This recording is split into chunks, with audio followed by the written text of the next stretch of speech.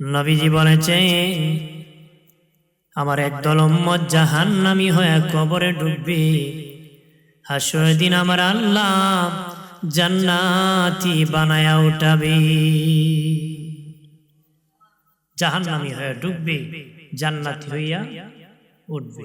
জান্নাতি হয়ে কি মনে করেন, যেদিন মরে গিয়েছি গুনাহ আছে 100টা, নেকি আছে 80টা, সে লোকটা জাহান্নামী। কিন্তু বাবাজি মরে যাওয়ার পরে সন্তান নেক আওলাদ রেখে গিয়েছে, বাবার জন্য দোয়া করেছে, সদকায়ে জারিয়া করেছে, বাবাজি দোয়া করেছে, বাবার নামে ভালো কাজ করেছে। ওই সাপ বাবার নামে কবরে যেতে যেতে যেদিন ইসরাফিল বাঁশি বাজাবে, সেদিন দেখবে নেকি বেশি হয়ে গেছে, গুনাহ কম হয়ে গেছে, জান্নাতি হইয়া হাসরে দাঁড়ায় যাবে।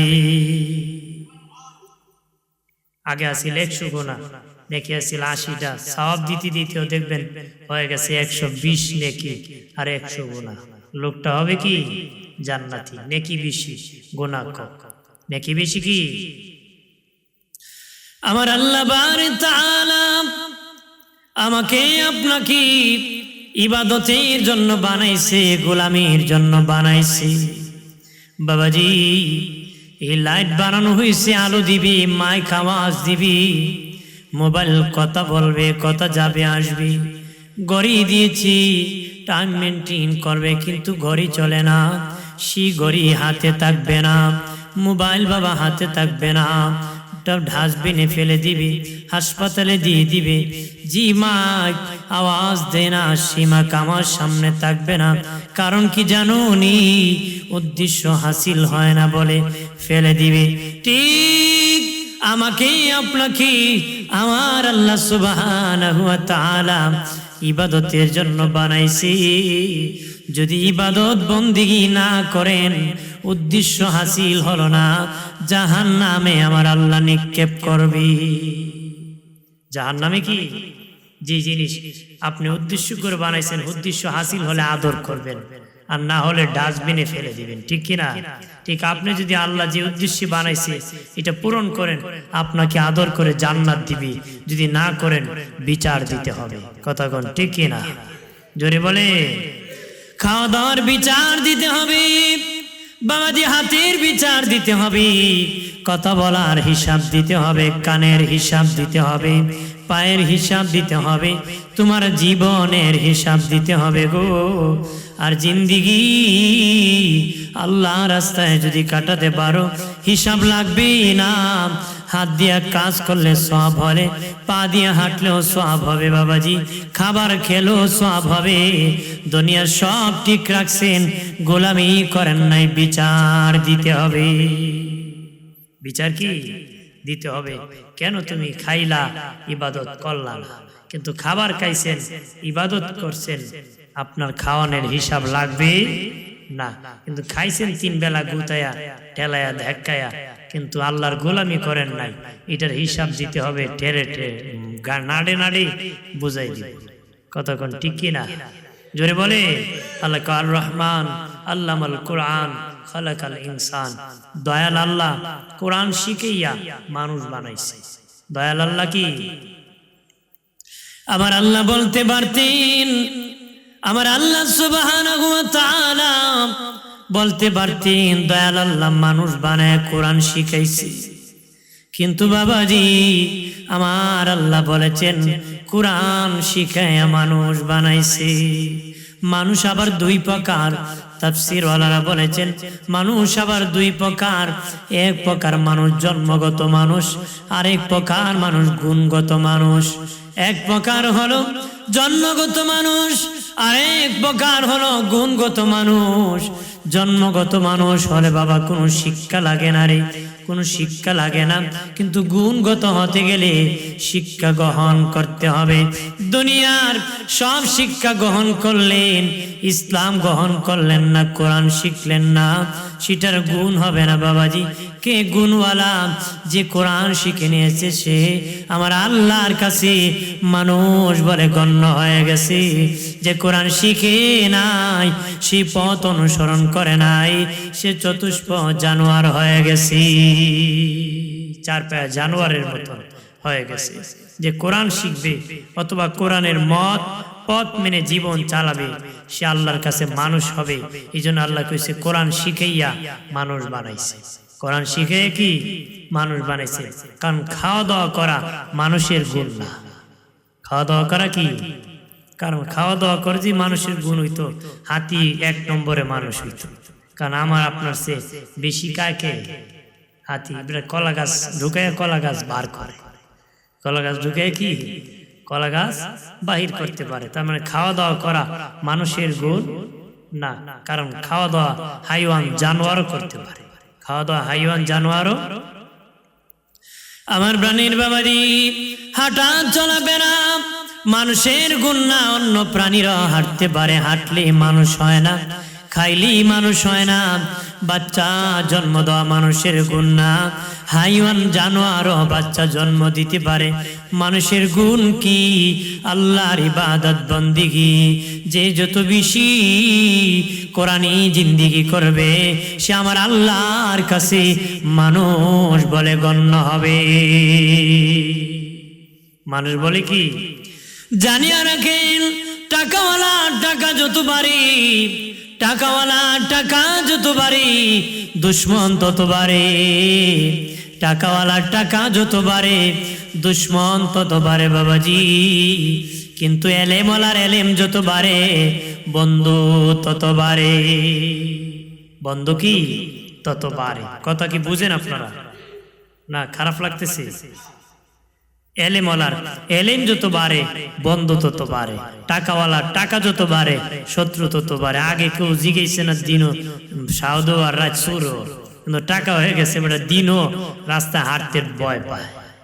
কথা আছে না? মানে টাকা কতলা হয়ে গেছে, তখন চলাফেরা করতে কি ভয় হয়, শত্রু বেড়ে গেছে, কারণ জবরদখল শুরু করছে। কথা ঠিক কিনা? আছে কি না? এজন্য টাকাওয়ালার টাকা যত বাড়ে, দুশ্মন তত বাড়ে। আল্লাহওয়ালার এলেমওয়ালার এলেম যত বাড়ে, বন্ধু তত বাড়ে। বন্ধু তত কি? দেখেন টাকাওয়ালার সাথে থাকছে, পরে ওই লোকই টাকাওয়ালারে গুলি করে ফুস করে দিছে। কথা ঠিক কিনা? কিন্তু আল্লাহওয়ালা এলেমওয়ালার সাথে থাকছে, ওনাকে আক্রমণ করতে আসছে, সে নিজে জীবনটা দিয়ে দিছে। কথা বলেন ঠিক কিনা? নিজের জীবন কি ওই এলেমওয়ালার জন্য দান করে দিছে। মারহাবা কর বাবাজি। কোরআনের দাম কত জানুনি? যে কোরআন শিখেছি অন্যকে শিখায় বাবাজি, আমার দিনের নবী বলেন সে হলো দামি। যে নিজে কোরআন শিখেছে অন্যকে শিখায়, সে হলো দামি। তার চেয়ে দামি কেউ নাই। আল্লাহ বলেন কোরআনওয়ালা আমাকে ভয় করে, পৃথিবীর মানুষ এত ভয় করে না রে, কোরআনওয়ালা আমাকে যত ভয় করে রে। প্রাণের বাবাজি, কোরআনের কত দাম জানুনি?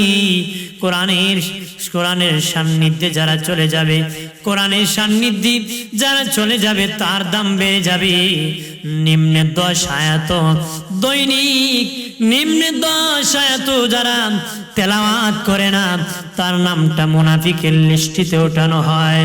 মুসলিম হওয়ার পরে নিম্নে 10 আয়াত যারা তেলাওয়াত করে না, তার নামটা মুনাফিকের লিস্টিতে ওঠানো হয়। বলতে পারেন হুজুর আমি তো তেলাওয়াত করতে জানি না, তাহলে আমার নামটা কোথায় থাকবে? বাবাজি, আপনি 5 বেলা নামাজ পড়েছেন, ইমামের পিছনে কেরাত শুনেছেন, তেলাওয়াত শোনার কারণে আমার আল্লাহ মুমিনের দপ্তরে রাখবে।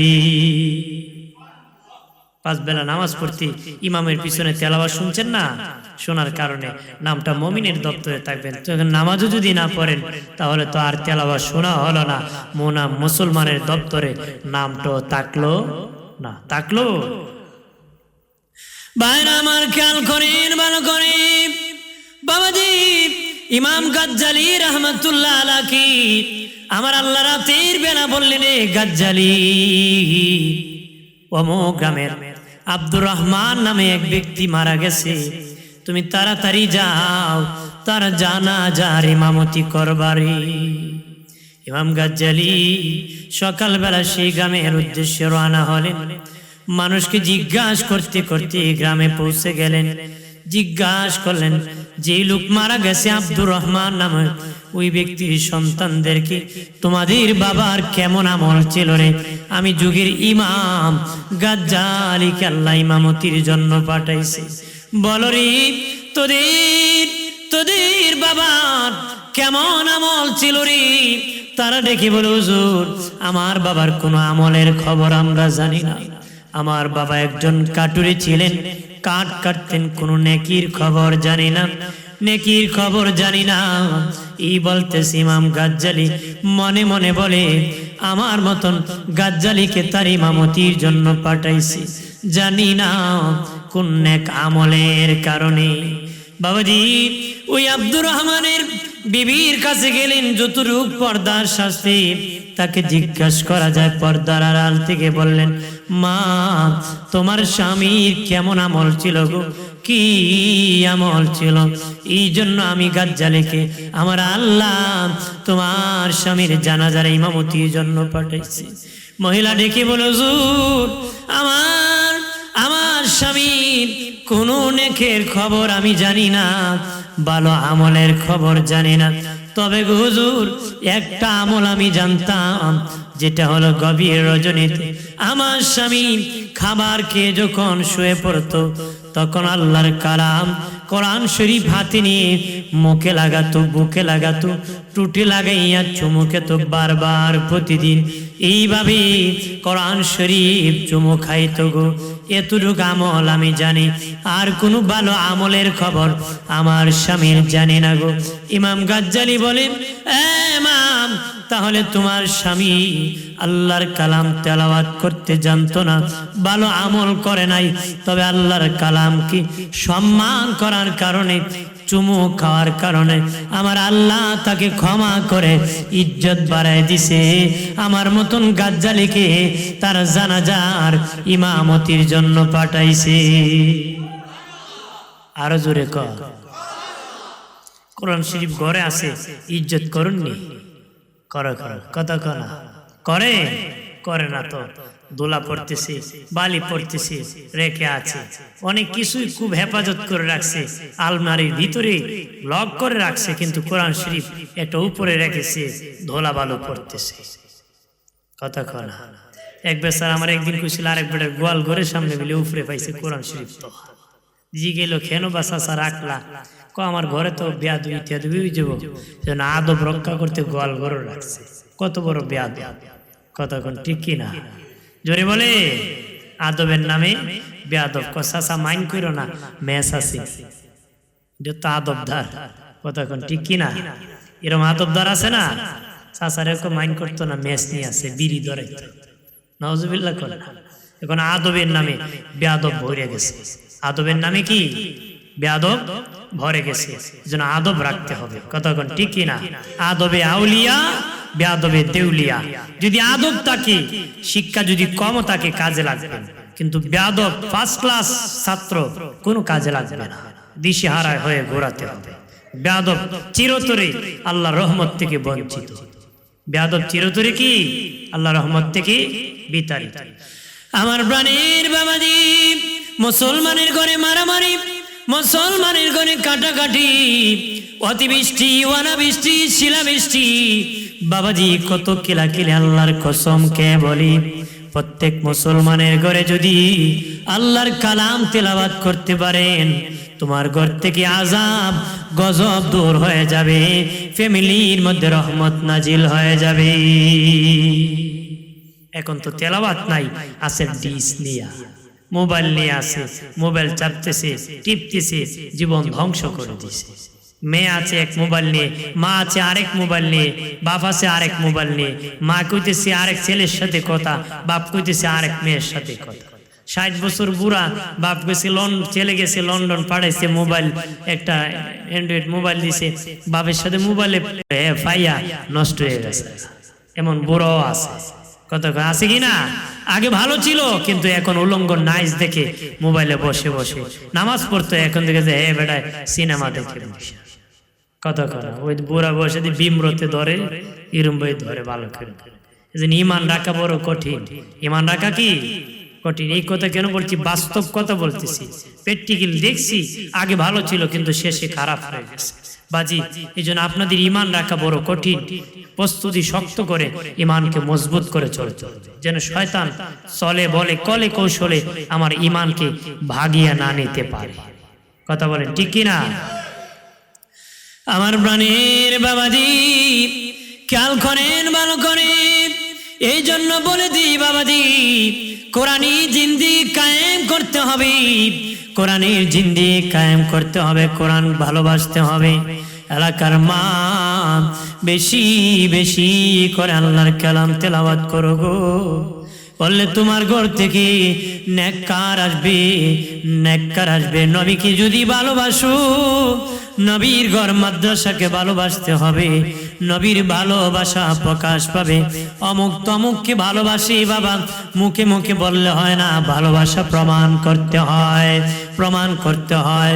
উহুদ পাহাড় নবীকে ভালোবেসেছিল, ভালোবাসা প্রমাণ করেছি, প্রমাণ করার কারণে, প্রকাশ করার কারণে ওই উহুদ পাহাড় নবীর সাথে জান্নাতে যাবে।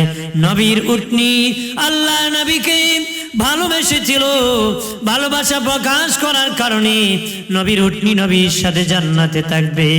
বাবাজি উহুদ পাহাড় নবীর সাথে জান্নাতে থাকবে। উস্তুনে হান্নানা মরা খেজুর গাছ নবীর বিরহে কান্না করেছে, ভালোবেসেছিল, মনে মনে রেখে দিলে নবীর সাথে জান্নাতে নাও যেতে পারত। কান্না করে ভালোবাসা প্রকাশ করে নবীর সাথে জান্নাতে থাকবে। সুবহানাল্লাহ করেন। তাহলে আমরা ভালোবাসা প্রকাশ করতে হবে। ভালোবাসা কি প্রকাশ করতে হবে। বাবাজি খেয়াল করেন ভালো করে। এই জন্য বলে দিই আলেম ওলামাকে ভালোবাসবা। আল্লাহ নবীর একজন চাচি আম্মা বুড়া বয়সে কালেমা পড়ে মুসলিম হয়েছেন, ডেকে বলেন বাতিজা, বুড়া বয়সে কালেমা পড়ে মুসলিম হয়েছি, ও বাতিজা আমার ইন্তিকালের পরে তুমি আমার জানাজার ইমামতি করবা। নবী বলেন ঠিক আছে চাচি, আমি আপনার জানাজার ইমামতি করব। 2 নম্বর দেখে বলেন বাতিজা তুমি আমাকে কবরে নামাই দিবানি, নামাই দেওয়ার আগে আমার কবরে নামিয়া তুমি গড়াগড়ি করবানি। কেন গো চাচি আপনার কবরে নামিয়া গড়াগড়ি করব? নবীজি চাচি আম্মা ডেকে বলে বাতিজা আমি জানি তোমার সেবা করেছি যে বদন মোবারকে, জীবনে কোনোদিন কোনো মশা মাছি বসতে দেখি নাই। আশা করি ওই নবী আমার কবরে যদি গড়াগড়ি করে আমি অভাগিনীর কবর কানা জান্নাতের বাগান হয়ে যাবে। এই জন্য বলছি তুমি আমার কবরে নামিয়া গড়াগড়ি করবে। সুবহানাল্লাহ। তারপরে বলেন রে বাতিজা তুমি আমার কবরের সামনে দাঁড়াইয়া দোয়া করবানি, কবরে প্রথম মাটি তুমি দিবানি। নবী চাচি আম্মা ইন্তেকালের পরে দয়াল নবীজি নিজে জানাজার ইমামতি করলেন, কবরে নামায় দেওয়ার আগে গড়াগড়ি করলেন। নামায় দেওয়া নবী মাটি দিয়ে কবরের পাশে চোখের পানি ছেড়ে কান্নায় ভেঙে পড়ে গেল। সাহাবায়ে কেরাম বললেন নবীজি আমার নবী কি জন্য গো এইভাবে কান্নাকারি করতেছে? নবী বলেন সাহাবীরা রে এই আবদার কে আমার কাছে করবে? ওই রকম আবদার কে আমার কাছে করবে যে সে মারা গেলে আমি জানাজার ইমামতি করব, কবরে নামিয়া গড়াগড়ি করব, কবরে প্রথম মাটি আমি দিয়ে দিব। এই জন্য আমি কান্না করতেছি। দয়াল নবী এই কথা বলার পরে সাহাবায়ে কেরাম চোখের পানি চারিয়া কান্নায় ভেঙ্গে পড়ে গেলে, কান্নায় ভেঙ্গে পড়ে গেলে। সাহাবায়ে কেরাম বলে নবীজি মায়ের নবী আমরা চাই চিরদিন আপনি বেঁচে থাকেন, চিরদিন আপনি বেঁচে থাকেন, আমরা মরলে জানাজার ইমামতি করি, আমরা মারা গেলে কবরে নামাই দেন, আমরা চাই গো নবী আমাদের কবরের পাশে দাঁড়ায় আপনি মুনাজাত করেন। আমরা সব সাহাবীরা আমরা চাই গো। দিনের নবী বললেন, বাবা সাহাবীরা, আমি চিরদিন বেঁচে থাকবো না রে, চিরদিন আমি বেঁচে থাকবো না রে, তবে তোমাদেরকে বলে দিই, তোমরা আলেম হও নতুবা আলেমের ছাত্র হও, অথবা আলেমকে ভালোবাসো নতুবা আলেমের কথা শোনো। এই চারটা কাজ যদি যে কোনো একটা করতে পারো রে, তাহলে তোমাদের কবর জান্নাতের বাগান হয়ে যাবে। আর জোরে কর, আলেম হন নতুবা আলেমের ছাত্র হন, নতুবা আলেমের কথা শুনুন, নতুবা আলেমকে ভালোবাসুন। চারটেই সম্পর্ক কোরআনের সাথে। চারটি সম্পর্ক কি? কোরআনের সাথে। কিসের সাথে? কোরআনের সাথে। যিনি আলেম হলেন উনি এলেম শিখলেন কোরআন থেকে, যিনি আলেমের কথা শুনলেন উনি কোরআনের কথা শুনলেন, যিনি আলেমকে আলেমের ভালোবাসলেন উনি আলেমে কি এলেমওয়ালাকে কোরআনওয়ালাকে ভালোবাসলেন কোরআনকে। মোট কথা সবটাই বেহেশতের সাথে সম্পর্ক, কোরআনের সাথে সম্পর্ক। কোরআনের বাইরে 5 নম্বর কোনো রাস্তা নাই। 5 নম্বর কি রাস্তা নাই। এই চারটি সম্পর্ক কোরআনের সাথে। কি সাথে? কোরআন আছে, বেহেশত আছে। প্রথম সূরা সূরা বাকারা, শেষ সূরা হলো সূরা নাস। প্রথমটা গরুর নামে সূরা, শেষেরটা মানুষের নামে। কোরআনে ঢোকার আগে মানুষ গরু, যখন ঢুকবে পরিপূর্ণভাবে মানিয়া বের হবে তখন নাস, সে হবে মানুষ। সুবহানাল্লাহ। আর জোরে কর।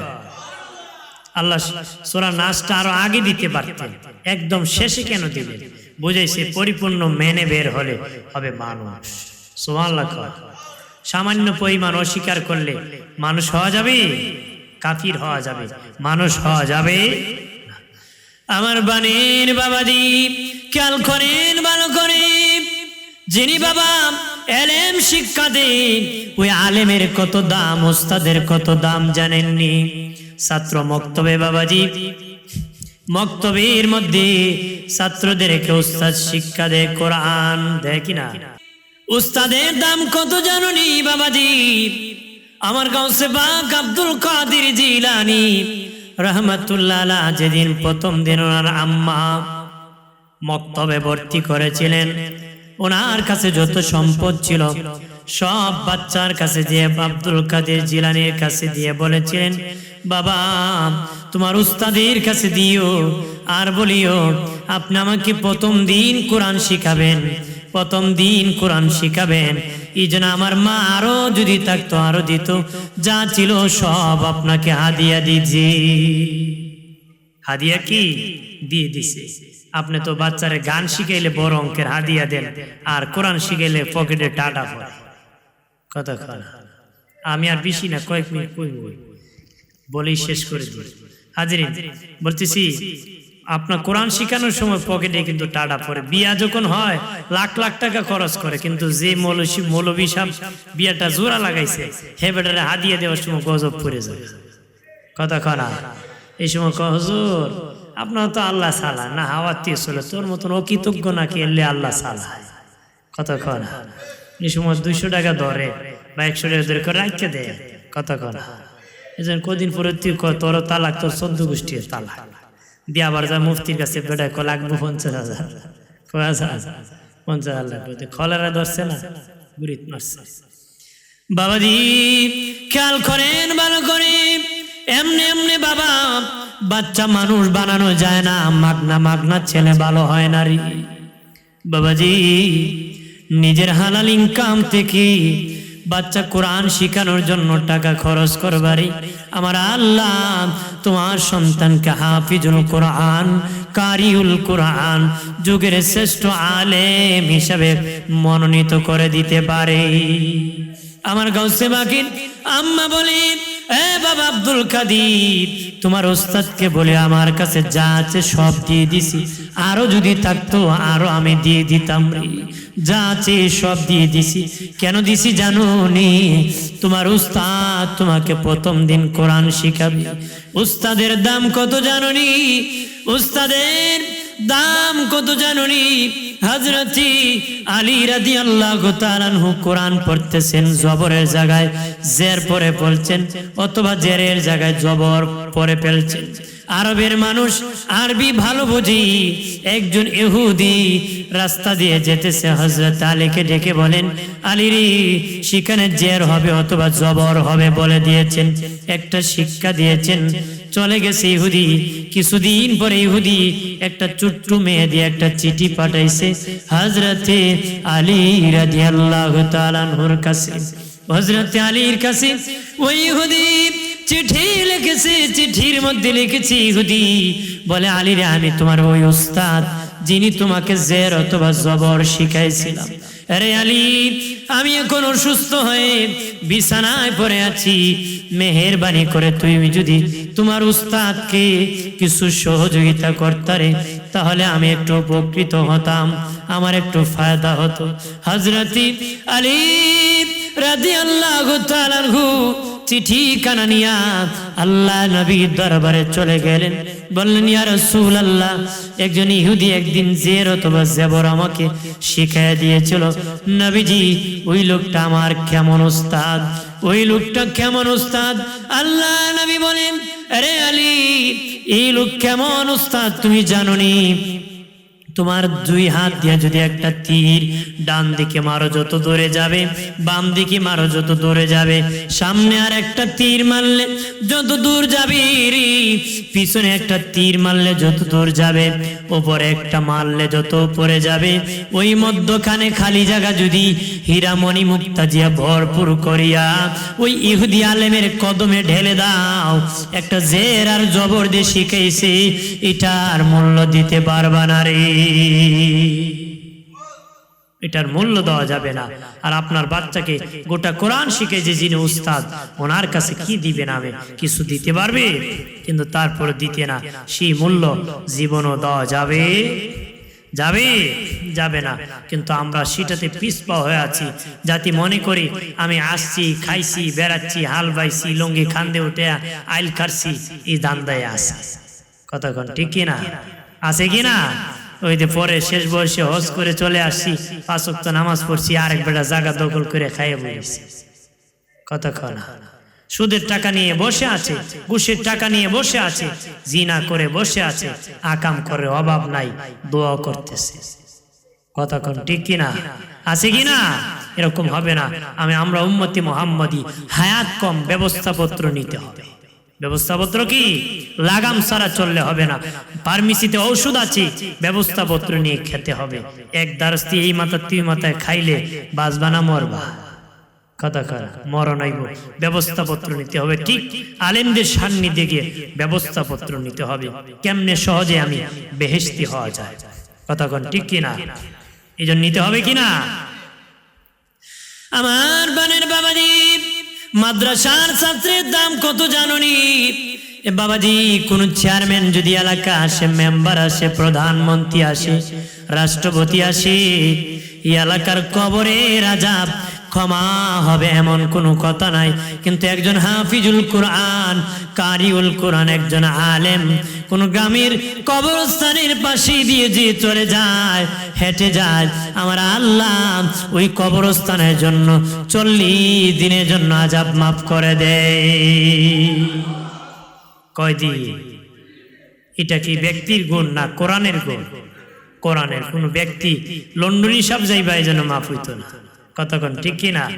এই জন্য কোরআনের গুণ। 5 জন একসাথে গিয়েছে, 4 জনই কোটিপতি আর একজন গরিব মানুষ, শিশকাওয়ালার ছেলে, কিন্তু কোরআন পড়তে জানে। নামাজ পড়ার সময় ইমাম মানবো কারে? টাকা যার বেশি না এলেম যার বেশি? এই জন্য এলেমের দাম বেশি।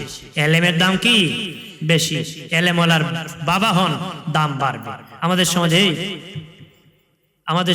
কি হইছে? আমাদের সমাজে মানুষ দেখবেন মাদ্রাসা পড়াইতে চায় না, আছে কিনা? আবার পড়াইতে চায়, ভালো নিজে ভালো কাজ করে না। মাদ্রাসা ভর্তি করে দিছে, নিজে করে আঁকা। এবারে ফুলা ভালো হইব? আম গাছ থেকে আম হয়, জাম গাছ থেকে কি হয়?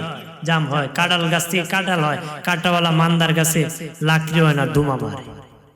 কথা কয় কি মারে? যেন তুমি ভালো হয়ে পড়াতে হবে, এজন্য মাদ্রাসা পড়াবে। মাদ্রাসা পড়ালে জ্ঞান বাড়ে। জ্ঞান কি? আমরা সমাজে ছেলে আছে তিনটা, একটা চাপা ডাক, আর একটা মনে করেন মেধা শক্ত, একটা ব্যাককল, বাপের নাম কইতে পারে না। বেটা চাপা ডাক উকিল বানাইবো, মেধা শক্ত ডাক্তার বানাইবো, বাপের নাম কইতে পারে না, মোল্লা বানাইবো। কথা কয় না। এইটারে মোল্লা বানাইছে, এটা এমন মেধা হইছে দুইটারও বিচ্ছা খাইতে পারে।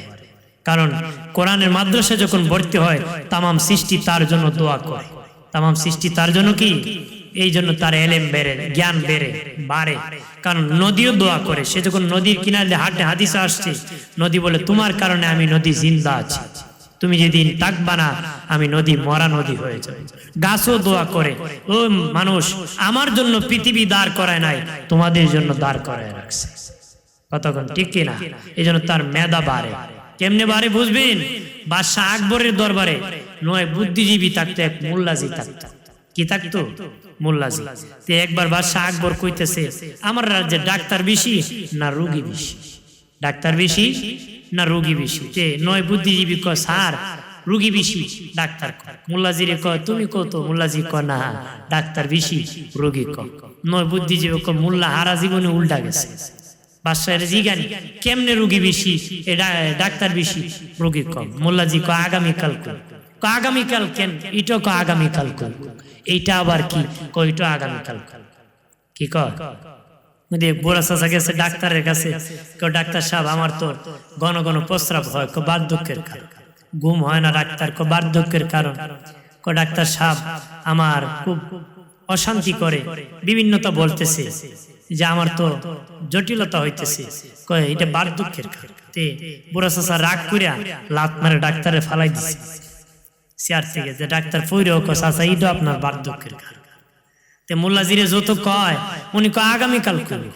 তে পরের দিন আসার কথা 10টায়, মোল্লাজি আইসে 11টায়। তো 10টায় নয় বুদ্ধিজীবী একত্র হয়ে কয় বাদশাহ বলছি না মোল্লা ফলাইবো, ওই আইসা ধরে আনেন ঢং নাকি?